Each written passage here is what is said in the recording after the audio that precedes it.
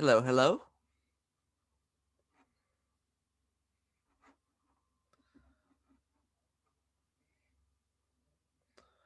Ooh, is my volume up?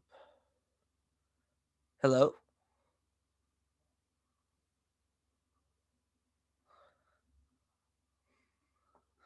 I can't hear you. I can see you, but I can't hear you.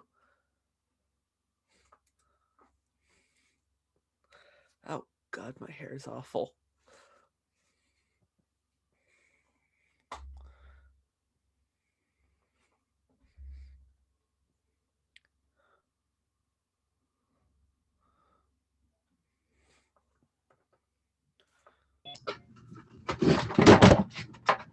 There's a clone. There's a second you. Yes. Technology's gone too far. Yes. Blame the MacBook for that. Uh, how's it going today? Good. You? Not too bad.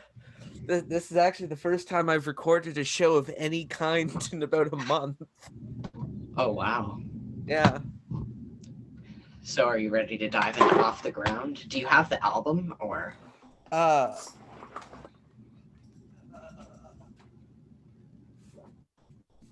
where did I put the album? Oh, you've got to be kidding me. Did I misplace Off the Ground? You've got to be kidding me. Give me a second, I will find it. It is in my shelf. There it is. There it is. Where is that from? Because there's no United States copy of that. Oh, this is a UK copy. Awesome. I have a CD that I burnt because out of print. Attaboy. Yeah. All right. Defeat the capitalist pigs one burnt CD at a time. Yes. So I'm gonna start the meeting. We'll talk a little bit about like the McCartney period. I'm gonna tell you that I'm gonna trash the album that came before this. Where's Mom? And I don't know. Sorry, children. It's all good. You don't like Flowers in the Dirt? My least favorite McCartney album. What? Yes. Russian album, then Flowers. Okay, yeah, the Russian album's not that great. Run Devil Run's a good album, though. That's a great record. Run Devil Run is a good record. Doesn't get talked about. It's just a better Russian album. Yeah. All right, I'm going to hit the play. I'm going to say my bad puns, and we'll get into the news and then Off the Ground. I've done shows with Sam Wiles before. I'm used to bad puns. Okay. Yeah, true. That's fair enough.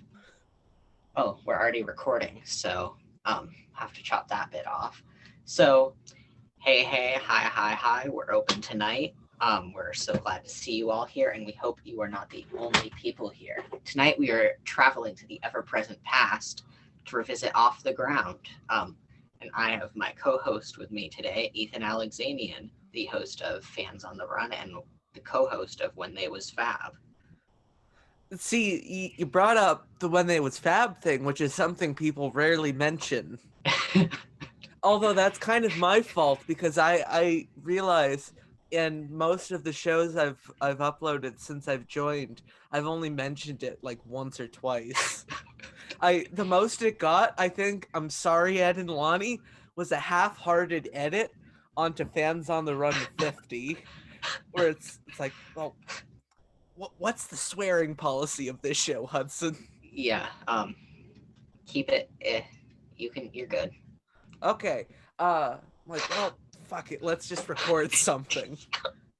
Yeah, but yeah. So how long have you been doing When They Was Fab? Actually, I'm new to that podcast. Actually, I've only been officially on that show since January 1st, I think.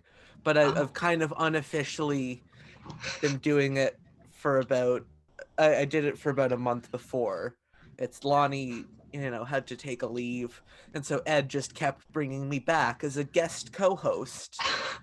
And I think people started to catch on. It's like, I'm starting to think he's a little bit more than a guest co-host. Yeah, I mean, You've done good. I think the one episode that I'm not sure if I've actually heard any episodes of you in it yet. But are you on a leave of absence as well as on Fans on Yeah, the Run? I'm just taking a break because I burnt myself out. Yeah. So you're looking for changes. That is one way you could say it, Hudson. Yeah. I'm trying to be cosmically conscious of my mental health. Oh, fair enough. And I owe it all to you for bringing me back into the podcasting world. All right. So let's get off the ground here. So, off the ground. So, 1993. So, were you impressed with Flowers in the Dirt? I dug most of it. I like it. Favorite track off of that album? It's gonna have to be a really, really deep cut for me called My Brave Face. Oh, I know. That's a great song. It may be my favorite Paul McCartney song. Speaking of that, favorite McCartney album? McCartney 2. Least favorite McCartney album? Least favorite McCartney album. I could be very controversial here and say Red Rose Speedway. Ooh. Andy Nichols might burn you on a pitchfork for saying that. Yeah, well, I'll burn Andy Nichols on a pitchfork for putting Waterfalls so high on his McCartney 2 list. Fair enough.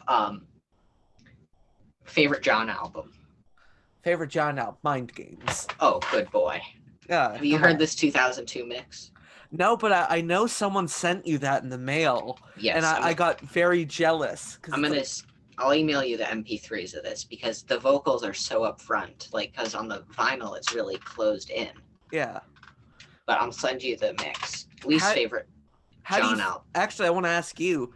See, I'm trying to exercise my question asking.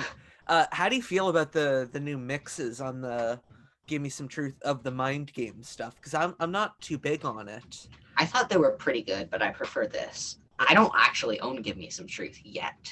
I'm waiting for the Target to come in so I can get the colored vinyl. I don't want to pay $60 for it on Amazon. See, I would do that too, except the border's been closed for about a year, and so I can't really get down to Target. So that's why I always get really frustrated when I see what's his name, Tom Hunyadi, with the green vinyl. Ooh, McCartney 3. I'm not venting. Who said I'm angry? Yeah, I know. I agree with you. So into Off the Ground. So 93. This is like the last album where Paul's really himself because it's the last one with Linda. You think about it. Because she gets sick 2 years later with her fully in health.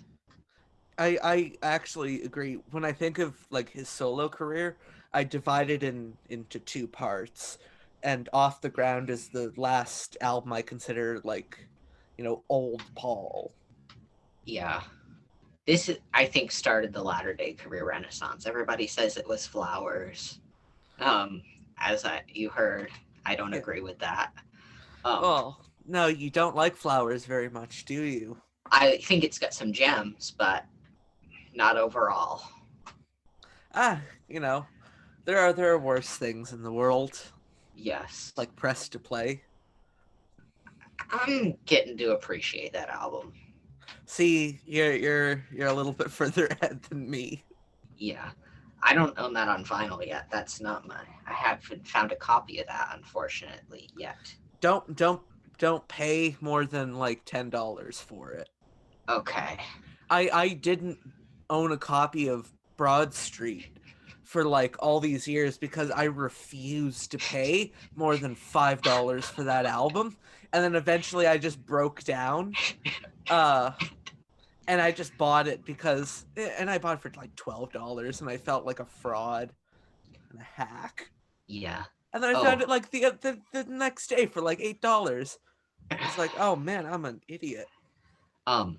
Least favorite John album. This is kind of easy, I think.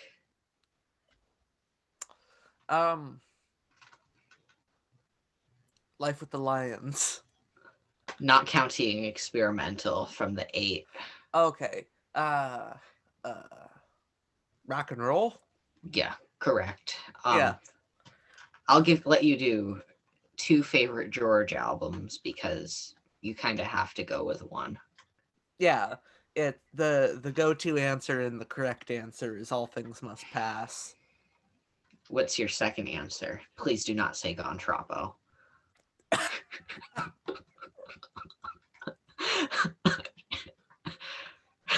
You know what, kid? You're all right. You're pretty funny. Listen to me, big boy Ethan, calling someone kid. This is weird. Yeah. No, not Gon Troppo. No, not Gon Troppo. You okay? Yeah.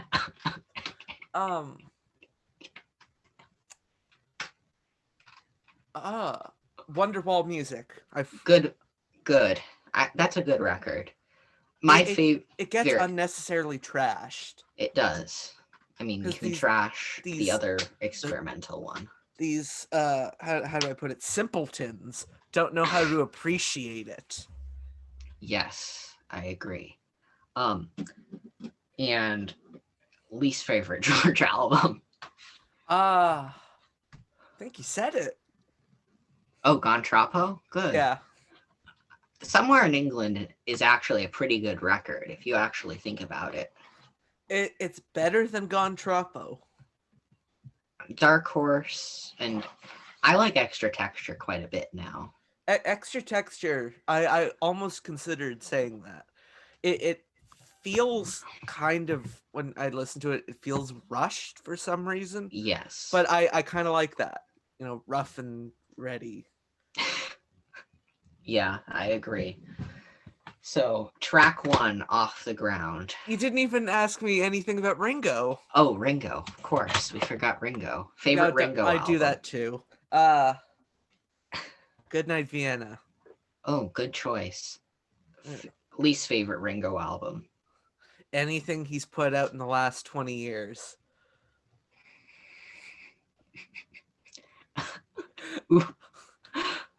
Take your pick. It doesn't matter. They're all the same album.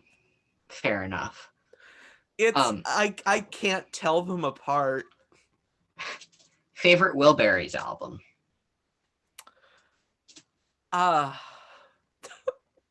Volume 1. I like Volume 1. They're both so good. I like Volume 3 better. It's a two-way tie. Yeah. I wish they toured. I mean, that would have been awesome. Do you know what would have even been better? You know, because I know they didn't want to replace Roy Orbison. If they had gotten Roger McGuinn in from the Byrds. Yeah. One guy was going to sub in, but then he died, I think. Oh, okay. I can't remember who, but somebody died. Well, R.I.P. whoever you are. Yes. So back to Off the Ground. Track 1, Off the Ground. I think it's one of the highlights here. It's silly. I get a little blushy when he says la la la la. But it's a great song, and that's a play for me. Oh, absolute play. It's until I revisited this album, preparing for this, because I do prepare for things. This was my number 1. Kind of ethereal, kind of spacey. I like it. It's a certified classic. I don't know why he doesn't play it live. And it wasn't on Paul is Live. No, it wasn't. It was recorded, but it wasn't on there. And the only song off this album that's on Pure McCartney is Wine Dark Open Sea, oddly. Why is not this? And there's nothing from Flowers and nothing from Driving Rain. On Pure McCartney. Nothing. Seriously? Seriously. I thought My Brave Face isn't on there? Nope. What the hell? Yeah, I know. Is anything from Press to Play on there? Press is. Oh, you've got to be kidding me. Press is a great track, though. Yeah, but it's not better than My Brave Face. I know. But there was controversy around that time because the Flowers archive set was coming out, and remember the whole digital download thing? I'm paying for the box. I want it physical. Like, get over it. Yeah. But very big highlight from the album for sure. Yeah. Track 2. Actually, you know what? Ue Le Soleil should have been on Pure McCartney. I like that song. I guess it's just the bilingual French in me with the cult Canadian thing. Oh yeah, I forgot about that. Because I always hear these people say, "Oh yeah, this Paul McCartney song, like U.S. Le Soil."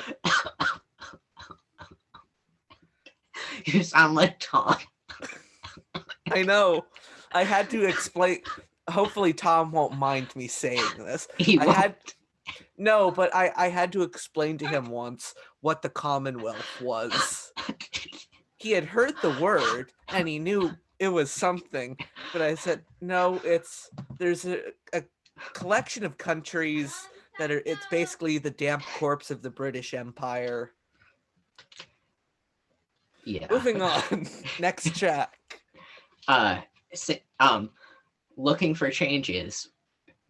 It's a play for me. I don't 100% agree with the sentiment, but Paul singing these lyrics. This could have been a John Lennon song. Refresh me on the sentiments. The animal rights. Yes. Well, try to support animal rights, but like, if you're gonna, I think that if you, I don't get rid of them all. Oh, yeah. I kid. Like, I mean, I love meat, so I wouldn't survive without that. I'm not gonna lie, but I'm Canadian. You're legally required to have bacon. Canadian bacon or regular bacon? Okay, so you've hit on a nerve here. Oh no! People think Canadian bacon. Okay, Canadian bacon. Here we call it like back bacon or penile bacon. You know what? You know what kind of bacon we normally have? Bacon, normal bacon. Okay. Oh my! And people are like, oh, it's just ham. Canadian bacon is just ham. It's like, shut up, you fraud. Exactly. So you can tell I haven't recorded a show in a month because I have all of these thoughts bubbling, and I just Rancid Ethan. You know, you just might be onto something. Although I think I don't want to get a cease and desist letter from Mayo in the mail. Yeah. And I'm not. Yeah, but one of the really rockin' songs, like The Protest, you don't see that from Paul a lot. You don't, except for what I think is probably one of the goofiest songs of all time, unintentionally, Give Ireland Back to the Irish. Yeah. It's fun to listen to. It's just one of the most confused protest songs of all time, I think. I agree. Paul's like, hey, give Ireland back to the Irish. I love Britain. I'm British. But you wouldn't like it if, they did this to the British. Right. Yeah. Track 3. This is easily, and that's a play. Was that a play for you? Oh, it was a play. Track 3, Hope of Deliverance. This is the best song on the album, I'm gonna say. Should have been a huge hit. Oh, I think Hope of Deliverance got to... I was checking the chart statistics. It got to number 6 here in Canada, I think. And it did really well. I think it might have been a number 1 hit in Spain. He did have some late career, like, chart successes in Spain, I saw. Yeah. Like, a couple number 1s. Yeah. Like, I'm gonna be honest. I actually like McCartney's latter-day career as much as I do Wings. Yeah.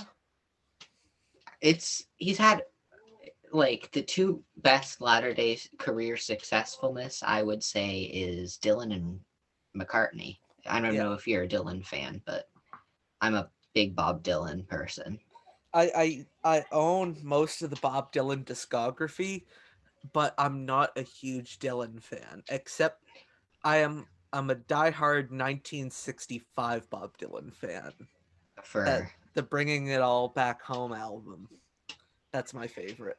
Oh. Blood on the Tracks. That's probably my favorite album outside of the Beatles. Up there with Fleetwood Mac's Rumors and the self-titled. Yeah. But definitely a highlight. And I think that if it was released earlier in the decade, which it should have been a huge hit. See, it took a while for this track to grow on me, because at first I was kind of off-put by the whole, shuffle Latin rhythm thing. It's like, this is kind of weird for Paul. But Yeah. it's grown on me. Yeah. I love it. I know, I'm not sure if you saw the episode of Two Legs where they did Off the Ground. Remind me again who that is. Tom Hunyadi and Andy Nichols and Joe Mayo was on that episode. And I wanted to be on that episode. I was so mad at Tom throughout that whole episode. He doesn't really like this song. He doesn't like Hope Deliverance. I'm gonna have to call him, and we're gonna have to sort this out. I'm gonna have to. Yeah, I'll talk to you after the show about that. But he's gonna get an angry Facebook Messenger video call from me. But definitely a highlight of his whole career, I think. I'll just say right up front, next song I will skip. Agreed. It weirds me out. I don't like this song at all. I don't know if it's I tolerate it in the sense of the album, and I'm glad that I'm not the only one, because the whole McCartney McManus thing, or Declan McManus, or Elvis Costello, however you want to put his name, I'm not a fan of his stuff, really. Everybody said, except for My Brave Face, and I like the demos on Flowers in the Dirt, oddly. The little cassette thing that came out. I didn't own that. I'm gonna surprise I don't either. You. I've never been to Record Store Day. It's always on my mother's birthday weekend. See, I don't blame you. I never did Record Store Day before either, until like last year. Were you on Talk More Talk for that? I was on Talk More Talk exclusively for the fact that for some reason the half Speedmaster McCartney got to some parts of the world before the others, and those, silly Americans wanted to point and gawk at someone who actually had it. So it was basically me just like because this is an audio show, I was just miming like I was Vanna White, me holding up a record.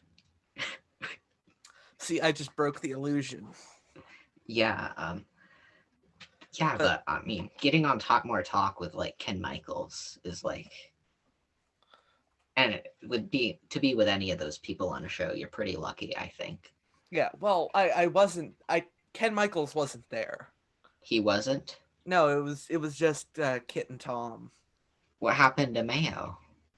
Mayo wasn't there. It wasn't a full episode either. It was a bonus episode, which did wonders for my ego. I'm still. I think I'm going on that show for proper. I don't know. They keep telling me I am, but they don't say when. Yeah. But yeah, this song. Oh God, I wrote down a bad pun. I thought this was the Village Green Preservation Society because it was so kinky. This is like one of my least favorite McCartney songs ever. There's 2 songs on here. The rest of them I absolutely love, and I'll give you a hint. It's the other McManus collaboration. Okay, see, I like that one more. I like this one slightly more, but it's a skip. Yeah, it's a skip for me too, which pains me because, I'm a huge Paul fan and I'm a huge Elvis Costello fan. I love Elvis Costello and the Attractions. I don't own any of their albums yet. Oh, I'll have to send you some MP3s. Okay. But so next track, I Owe It All to You. I've always adored this song. Yeah. I can't say it's one of the best songs on the album, but it's a great song for sure. I really like the guitar tone in this song. I Like agree. it kind of sounds like a sitar at some points.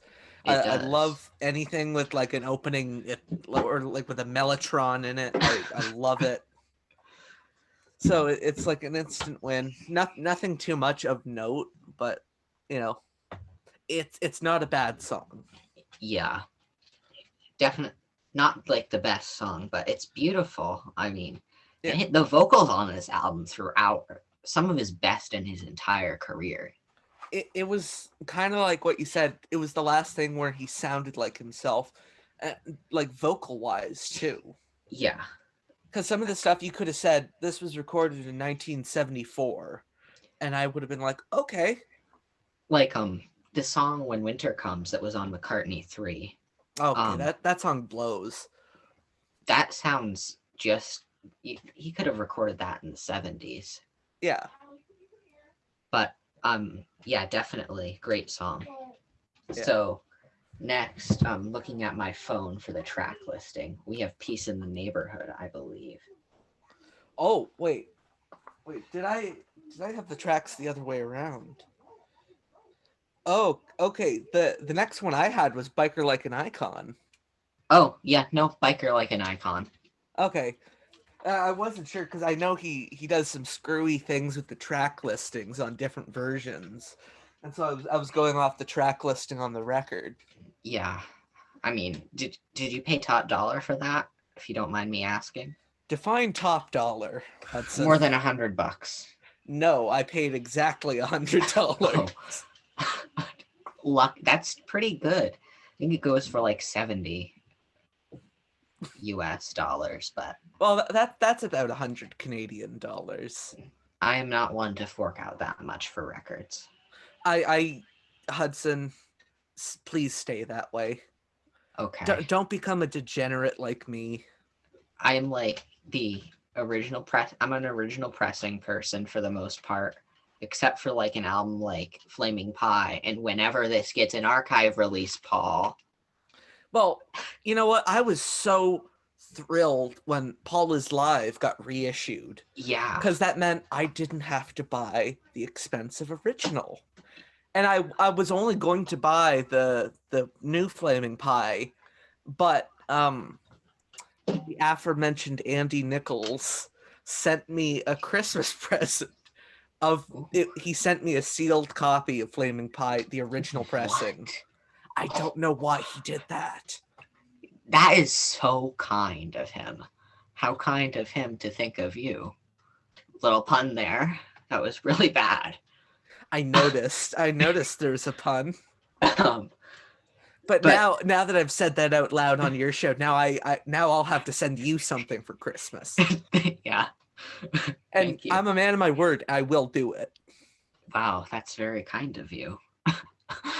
But don't set your expectations too high. I'm not sending you Flamin' Pie. I got the remaster. That was actually like the first release that I went out to get. I was on vacation during the release, but I went to get it a week later because I live in a very rural part of Vermont. So the closest like real record store is an hour away. I've been to Vermont. You Vermont. have? Yes. Where did you go in Vermont, if you don't mind me asking? I'm gonna feel like a jackass because I don't remember the city name. All I know is it was like right where the Ben and Jerry's factory is. Oh, that's Waterbury, maybe? Probably. I don't know. I'll Google it later. But Vermont was lovely though. yeah. But back to Biker Like an Icon. Biker Like an Icon. Ooh. Oh. I could take this or leave this. It's an underrated track. See, I'd have to disagree with you there. This is a definite skip for me. It's really cheesy. It is. The production really shows its age here with the gated reverb 80s drum snare. It's like, come on, Paul. Yeah. Come on, man. Come on, people.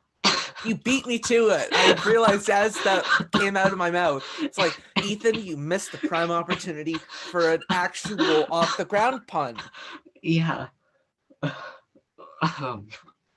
But it's an okay track. Probably in the bottom of this album for me. Yeah. Um, Probably for me too. Yeah. I'm not even counting like the B-sides and stuff, because there's only like the collected works CD. Do you have that? Oh no, I'm not part of the 1%. That's so expensive to get, though. I know. It's like I was looking on Discogs, and it's like $70 for a double CD from 1993. Yeah. What? That's stupid. But it was only really, I think John Heaton might have it. I think he's shown it, if you're familiar with his channel. Probably. Yeah, I think he showed it. But back to Peace in the Neighborhood. Favorite McCartney peace song? People Want Peace, Pipes of Peace, or this? He really wears his activism on his sleeve there with the titles. Yeah. Like, man, top shelf creativity. Wait, was that a question? Yeah. Oh, Pipes of Peace. Oh, good. Yeah. Yeah. That's...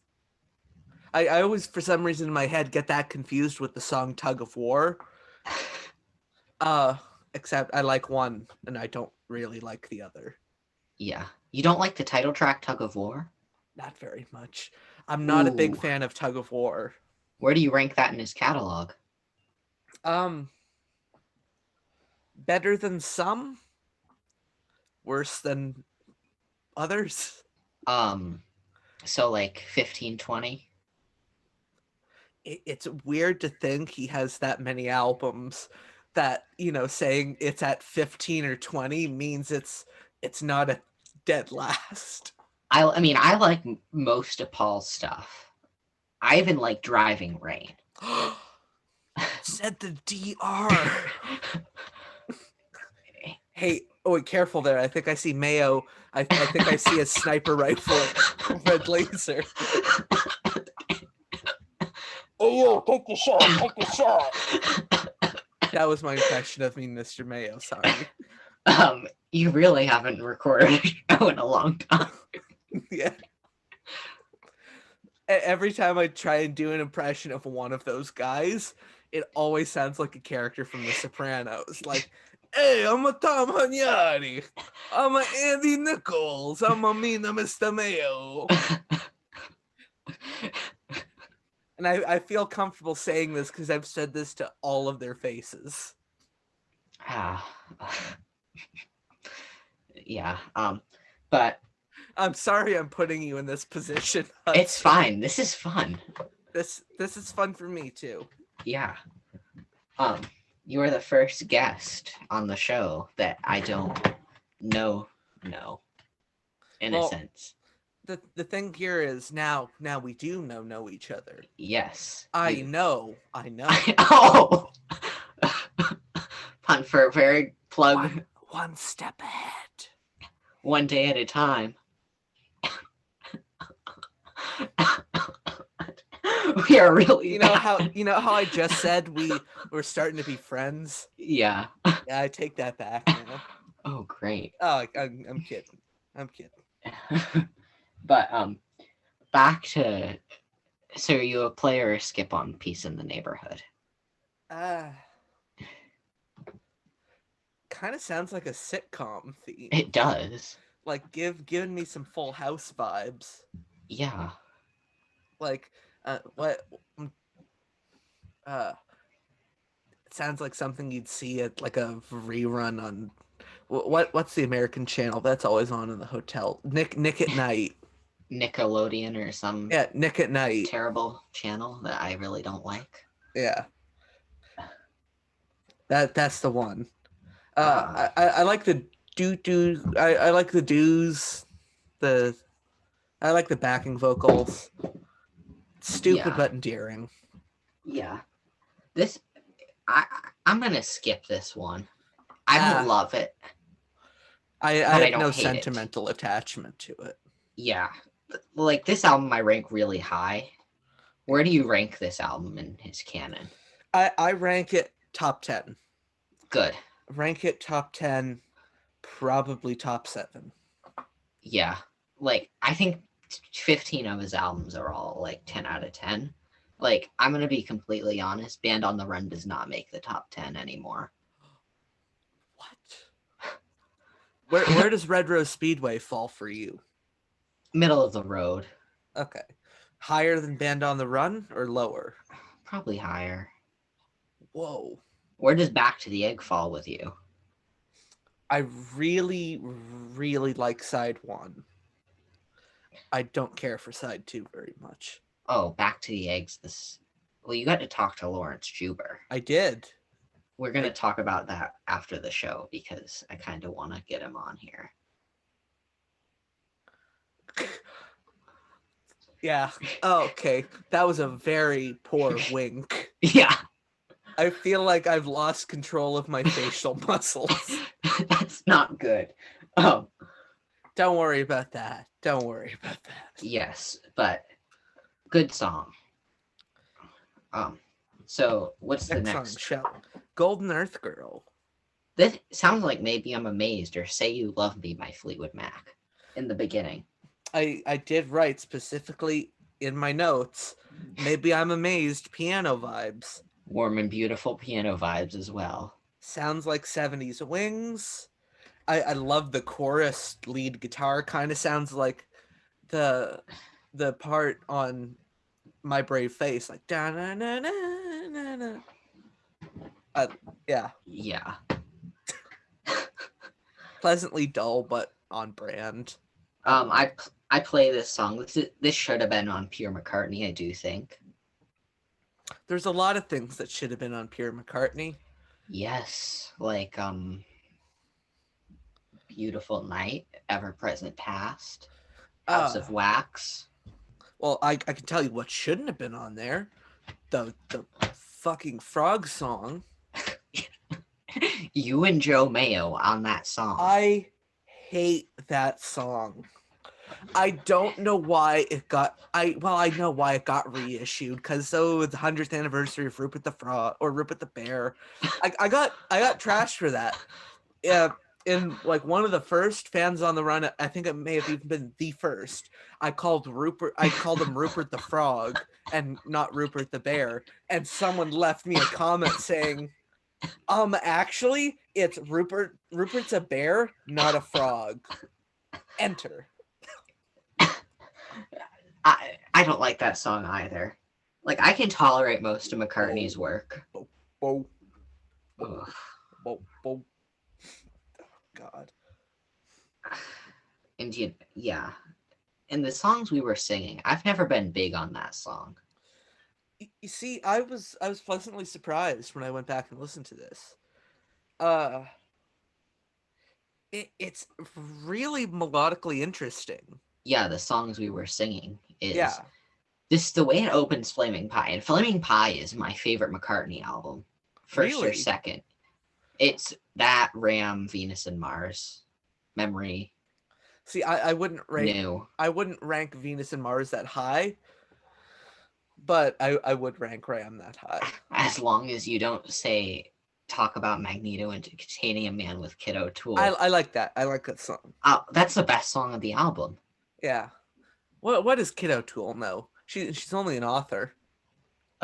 She's only a published, successful author, and I'm just a dumb kid.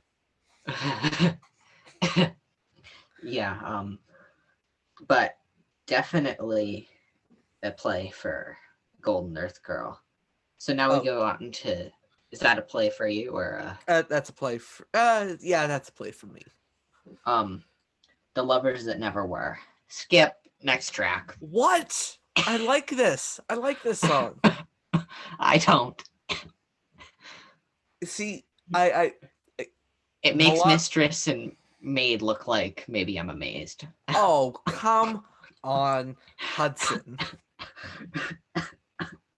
See, at least Mistress and Maid has no redeeming qualities of a song. This, there's nice Hammond organ parts, it's melodically interesting. It's not like the best song on the record. Actually, no, it's closer to the top of this record for me. Ugh. I like it. All right. It's a play for me. Next track, Get Out of My Way. Top 3 songs on this album with Off the Ground, Hope of Deliverance for me. Could go either way with this song. Play and Repeat. Great running song. Play and repeat? ? That is the Andy Nichols expression for I can never get tired of this. Like I can with Off the Ground and Hope of Deliverance, not Mistress and Maid. We're on the same page with Mistress and Maid, and that's all that matters. Yes. What song were we talking about? Get Out of My Way. Yeah, a bit of a step down for me. Yeah. It's another one of Paul's kind of like love affair with the 1950s rock and roll songs that it just kind of drags. Yeah. It's that seems to be a sad trait of Paul's solo career. He doesn't know when to end a song. Yeah. Is Paul your favorite out of the 4 solo Beatles?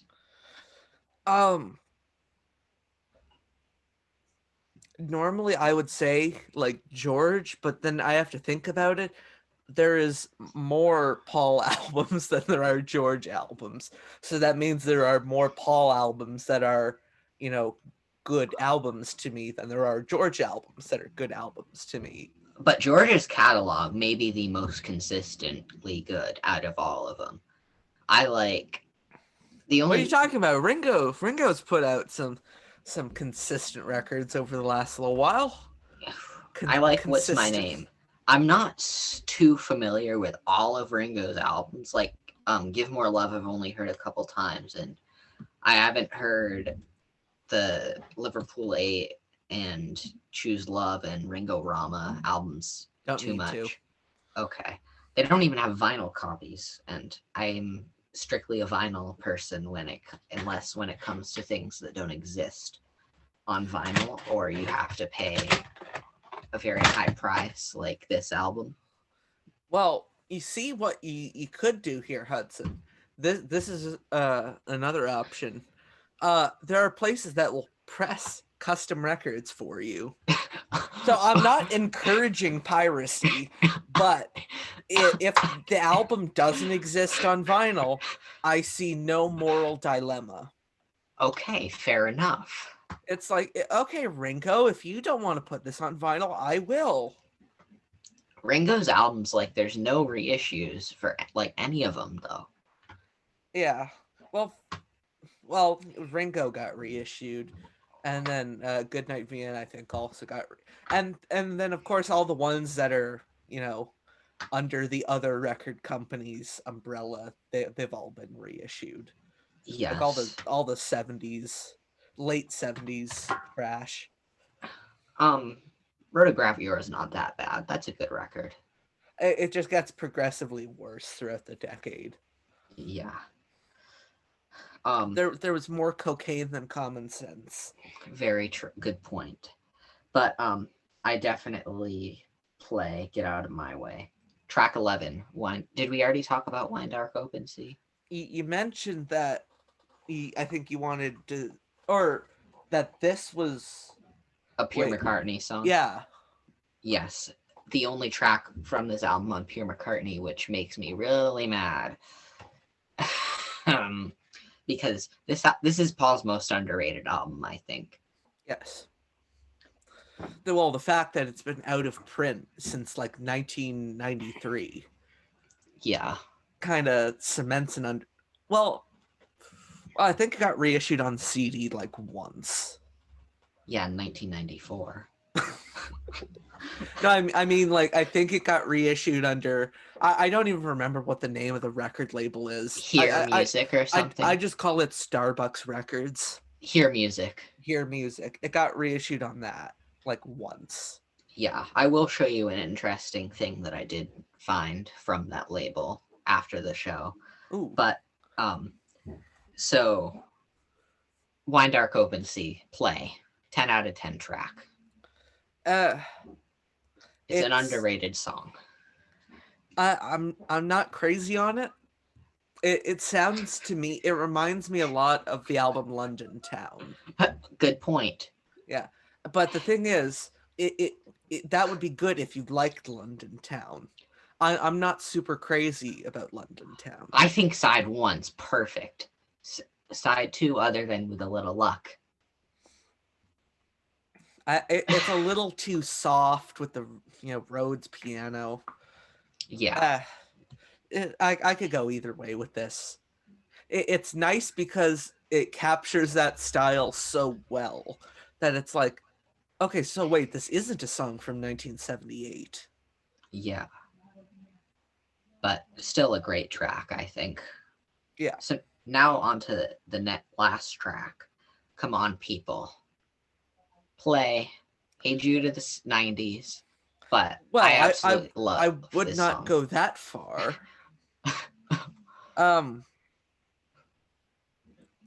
It's kind of more of the same, kind of boring, but it's not unappealing though. Like even in the most mediocre Paul songs, you can hear the good shine through. Like you can hear like what makes Paul McCartney so good.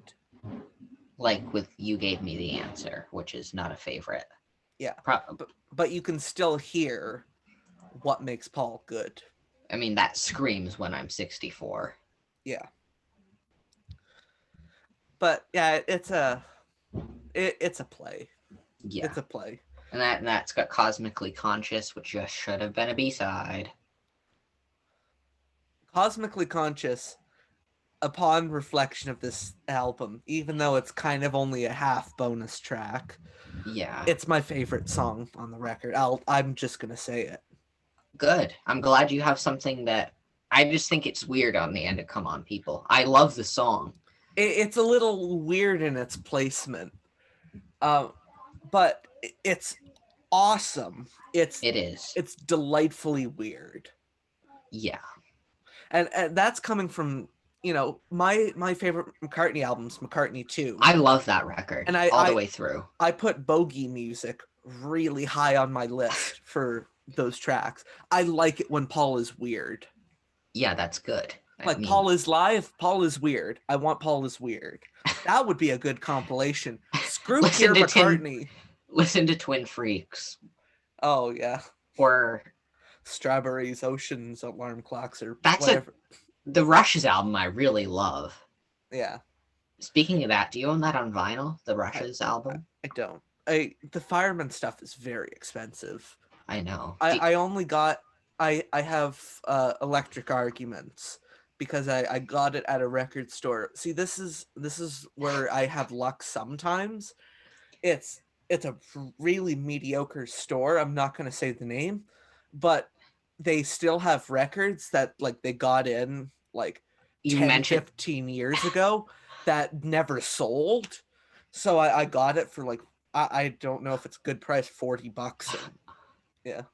Oh, that's a great price. I don't know what the record goes for. I just paid over $100 US. Electric Arguments? Yeah. Oh. 2008. Yeah. Oh, I got a deal then. Yeah. I think they may even still have a copy of Let It Be Naked for $50. So I may have to. I may have to go check that out.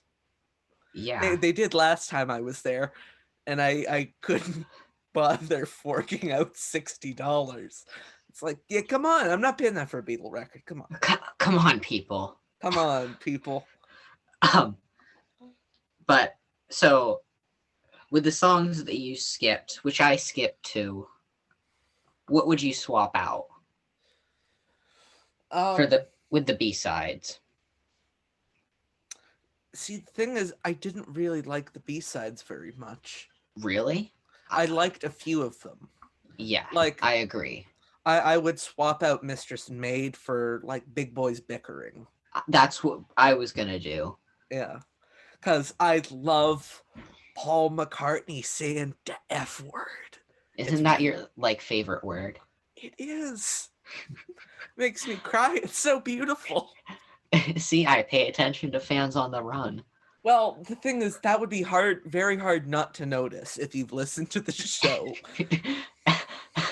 Sounds like Working Class Hero, but extended in 50 different versions. Wait, is that... Wait, are you describing Fans on the Run? No. Oh.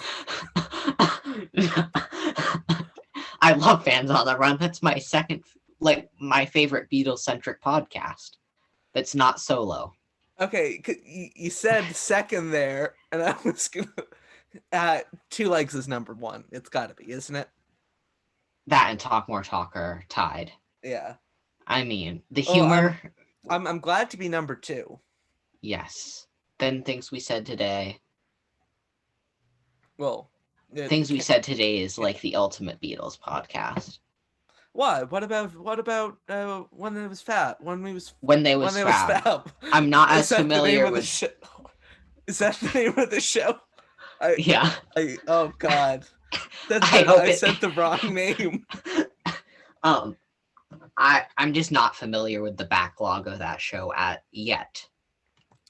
See, I'm not entirely incredibly familiar with it as well. I enjoy the show. Ed Chen seems awesome. Because of the memory episode.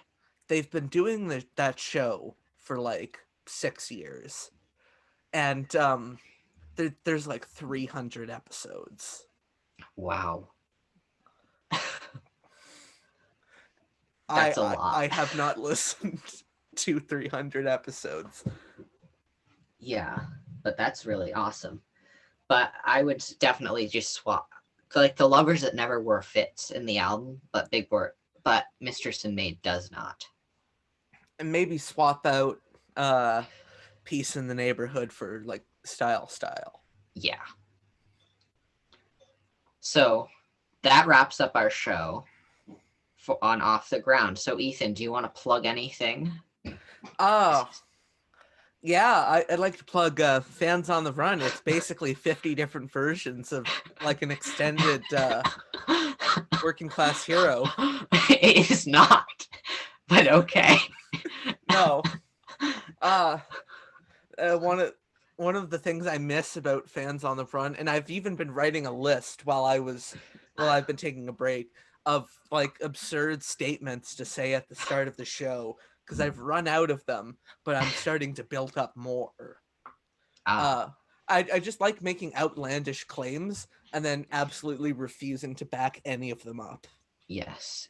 Are there any people that you might be having on the show that you want to reveal? No. Oh, except for you. Awesome. You okay. You are going to be one of the first people back. Awesome. Well, I'm here anytime. I don't go anywhere. And okay, you know what? I'll reveal a special surprise. I've been kind of holding this one close to the cards here. It's still in the state we were supposed to record this episode. Unfortunately, my guest got sick, and so we'll have to, record it in the future. I'll just give this hint. This person appeared on a Beatles recording. Oh. I'm not gonna elaborate any further than that. On like a Beatles record or a solo? On a Beatles record. On a recording by the Beatles.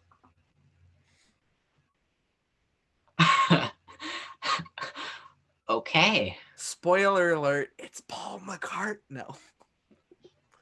No, I wish. He probably listens to my show. Maybe he does. Maybe he does. Maybe just so he can find the right opportunity to send me a cease and desist letter. Paul, when's Cold Cuts coming out? Paul, when is Cold Cuts coming When's out? My Favorite Latter-day Album by you getting reissued on vinyl? When are you going to send Hudson some stuff in the mail? When am I going to get all originals of the UK Paul albums? That's what I want to know, when he's going to send me all those. So that wraps up our show. And as I like to say, if you don't know where you're going, any road will take you there. I like that.